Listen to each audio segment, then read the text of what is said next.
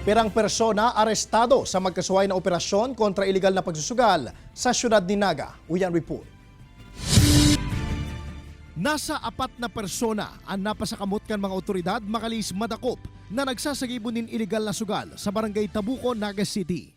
Naaktuhan subot mismo kan mga otoridad ang mga suspek na nagkakawat nin baraha o poker na nagresulta sa tulos kaining pagkakaarestar asin nakuha sa mga ini ang kwartang ginamit como pantaya.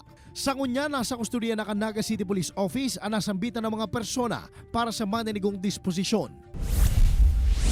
Mientras tanto, sarong pedicab driver man ang narestar kan mga otoridad sa barangay Sabang, Naga City na naaktuhan na nagkakawat maning Karay Cruz mantang nakadulag ang kaibahan kaini.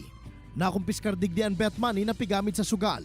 Sa ngunyan, pigpipreparar na ang kasong isusunad kontra sa nasambitan ng persona. Pigtatakot kaya ang illegal gambling, actually illegal nga niyan, sa involvement kan mga nagsusugal sa iba pang krimen.